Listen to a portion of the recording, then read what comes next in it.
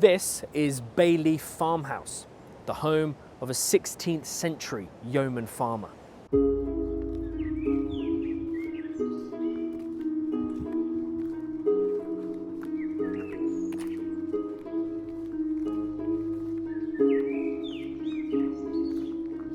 Welcome to Bayleaf Farmhouse, also known as a Weald Hall house. It's built about 1410, 1420. In fact, the little part that I'm sitting in here, the parlour, the better end of the household, that's probably built about 100 years later, 1510 to 1520. So we always call it a yeoman farmer's house. So what is a yeoman farmer? Well, a yeoman farmer, at the purest sense, is somebody who is farming for profit.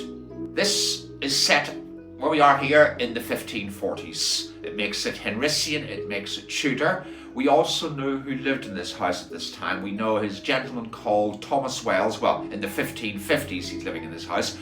There's a good possibility that he was also living here in the 1540s and it was controlled by his ward. So perhaps his ward was looking after the house for him until he reached his majority, until he became an adult and could take on the tenancy.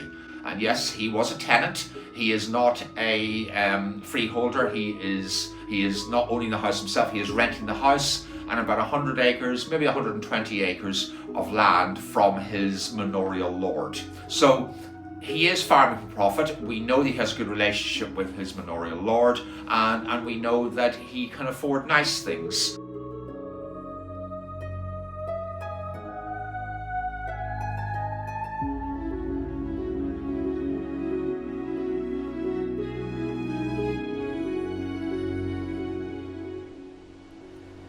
And with a kitchen, just like Winkhurst that we have it attached to today, this farmstead would have become a powerhouse of agricultural industry.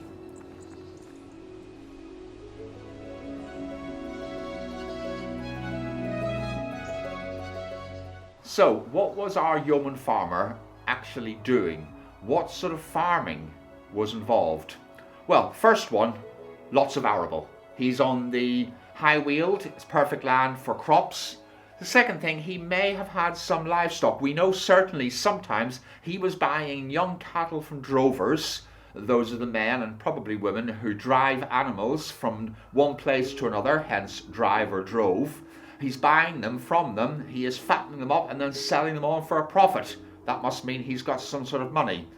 The third thing that he's farming will be some woodland. Now, we don't know exactly how much woodland he would have had access to. It's almost 100% certainty that his farm would have had woods. However, those may belong to the manorial lord. They may not be his to touch.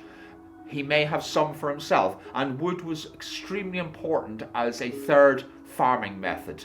We don't think of wood today as being important, but in the 16th century, wood was everywhere. It was your fuel.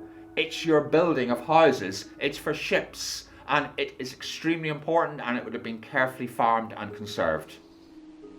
Here at Weald and Downland Living Museum, we use Bayleaf in many of the ways it would have been used originally. Here you can see demonstrations of life on a 16th century farm and experience the celebration of feasts and holy days throughout the ritual year. You can come and experience it for yourself and step into history.